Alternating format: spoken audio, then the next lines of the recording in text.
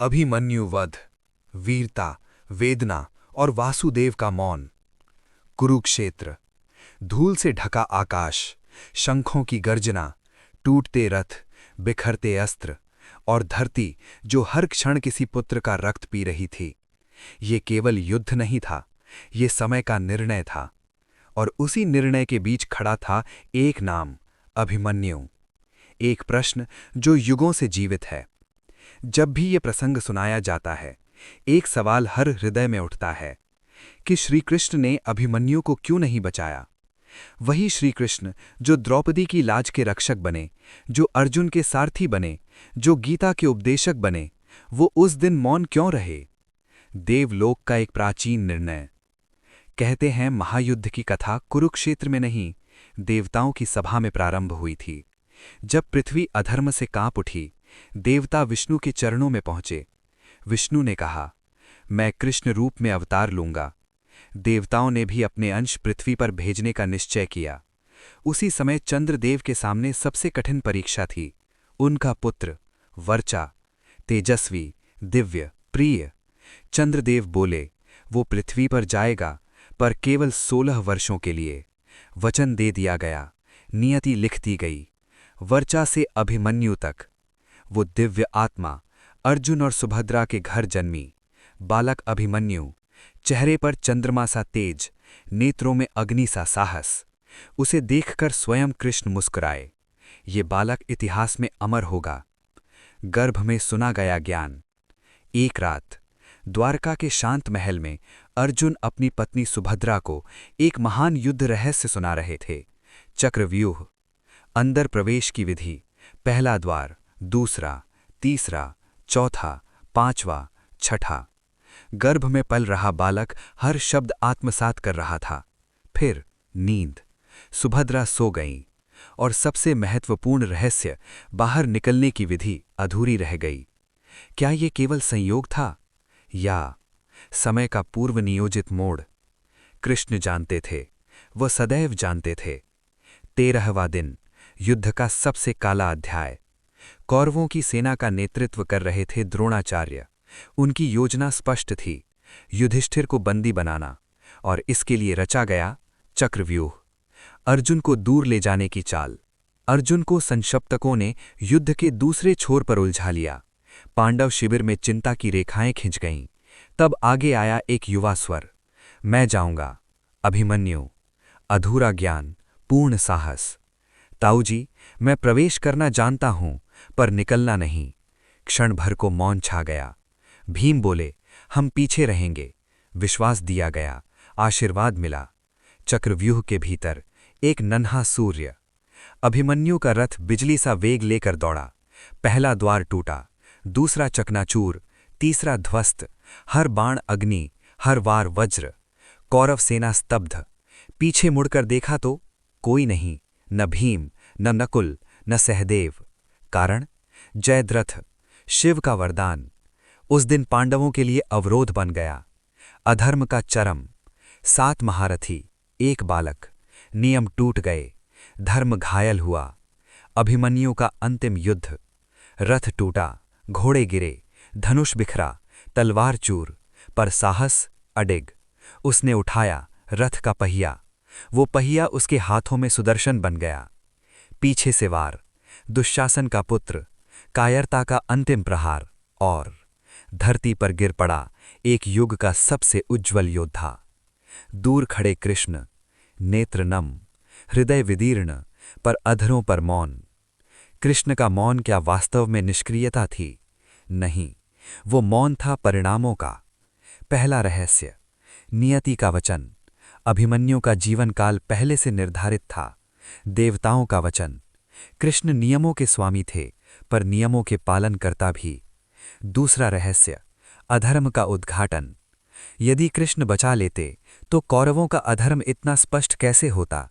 दुनिया कैसे देखती कि नियम तोड़ने की कीमत क्या होती है? तीसरा रहस्य, अर्जुन का रूपांतरण। जब अर्जुन लौटे और सुना अभिमन्यु मारा गया, वो विलाप पिता का नहीं, एक युग का था। प्रतिज्ञा, कल सूर्यास्त से पहले जयद्रथ का वध, अन्यथा अग्नि। ये प्रतिज्ञा युद्ध की दिशा बदल गई। कृष्ण की लीला, सूर्य ढका, माया रची, जयद्रथ बाहर आया, क्षण खुला, अर्जुन का बाण चला, प्रतिज्ञा पूर्ण हुई। अभिमन्यु मृत्यु से परे, वो हारा नहीं, वो समाप्त नहीं हुआ, वो बन गया वीरता का शाश्वत प्रतीक। यदि कृष्ण बचा लेते, एक और योद्धा जीवित रहता, परंतु एक किंवदंती जन्म नहीं लेती। अमरता का वरदान। आज भी जब कोई युवा कहता है मैं अकेला लड़ूंगा, जब कोई अन्याय के सामने झुकने से इनकार करता है, उसे कहा जाता है ये तो अभिमन्यु है। अंतिम सत्य। कृष्ण ने अभिमन्यु को नहीं बचाया, क्योंकि उन्हें इतिहास बचाना था, धर्म बचाना था, सत्य को उजागर करना था। उत्तरा का विलाप। कुरुक्षेत्र की सबसे करुण पुकार। कुरुक्षेत्र, जहां धरती पहले ही रक्त से भीग चुकी थी, जहां हवा में शंखनाद नहीं, अब केवल कराहें तैर रही थीं, जहां विजय और पराजय के बीच एक ऐसी चीख उठी जिसने युगों तक मानवता का हृदय चीर दिया। वो चीख थी उत्तरा की। समाचार जो वज्र बनकर गिरा। हस्तिनापुर के शिविर में उस दिन असामान्य सन्नाटा था। न नगाड़े बज रहे थे, न विजय घोष। स्त्रियों के हृदय में अनजाना भय धड़क रहा था। उत्तरा, विराट नरेश की कोमल पुत्री और अभिमन्यु की नवविवाहिता। उसकी आंखों में अभी भी सपने थे, उसके हाथों की मेहंदी जैसे अभी सूखी भी न थी। तभी एक सैनिक थरथराते कदमों से भीतर आया। उसका चेहरा पीला था, होंठ कांप रहे थे। देवी, बस इतना ही कहा और शब्द उसके गले में अटक गए। उत्तरा का हृदय जैसे सब समझ गया। कहो। उसकी आवाज में डर था, कांपती हुई आशंका थी। राजकुमार, अभिमन्यु। सैनिक की आंखों से आंसू बह निकले, वीर गति को प्राप्त हुए। वो पल जब समय ठहर गया। उत्तरा की आंखें फैल गईं। नहीं। एक धीमी फुसफुसाहट, फिर अचानक एक असह्य चीख। नहीं। उसका शरीर कांप उठा, पांव जैसे जमीन में धंस गए। ये असत्य है। मेरा स्वामी, मेरा अभिमन्यु, वो अजेय है। पर सत्य निर्दयी होता है। वो गिर पड़ी, धरती पर। वो धरती जिसने अभी अभी उसके सुहाग का रक्त पिया था। शव के पास प्रेम की अंतिम पुकार। जब उत्तरा रणभूमि पहुंची, सूर्य ढल रहा था, आकाश लाल था, मानो स्वयं प्रकृति भी शोक वस्त्र पहन चुकी हो। वहां धूल, टूटे रथ, बिखरे अस्त्र और बीच में शांत पड़ा था एक दिव्य मुख, अभिमन्यु। वो वीर जिसने अकेले महारथियों को ललकारा था, अब निशब्द, निर्जीव। उत्तरा लड़खड़ाते कदमों से आगे बढ़ी। उसने कांपते हाथों से अभिमन्यु का चेहरा छुआ। स्वामी, उसकी आवाज टूट गई। उठिए, देखिए, आपकी उत्तरा आई है। कोई उत्तर नहीं। आपने वचन दिया था ना, हम साथ रहेंगे। केवल मौन। कहिए ना, ये मजाक है ना? हवा भी स्थिर थी, विलाप जिसने देवताओं को भी रुलाया। उत्तरा अभिमन्यु के वक्ष पर गिर पड़ी और फिर फूट पड़ा वो विलाप। हे आर्यपुत्र, हे मेरे जीवन के प्रकाश, मुझे इस अंधकार में क्यों छोड़ गए? मैंने अभी संसार देखना भी शुरू नहीं किया था और आपने मेरी दुनिया ही छीन ली। हे वीर, जब सातों महारथी आपको घेर रहे थे, क्या एक बार भी मेरी याद नहीं आई? क्या आपको अपने अजन्मे पुत्र का स्मरण नहीं हुआ? अजन्मे शिशु से संवाद। उत्तरा ने अपने उदर पर हाथ रखा। उसकी आंखों से आंसू की धारा बह रही थी। बेटा, तुम्हारे पिता। आवाज रुक गई। तुम्हारे पिता अब कभी तुम्हें गोद में नहीं लेंगे। वो तुम्हें धनुष चलाना नहीं सिखाएंगे। तुम्हारे जन्म पर वो शंख नहीं बजाएंगे।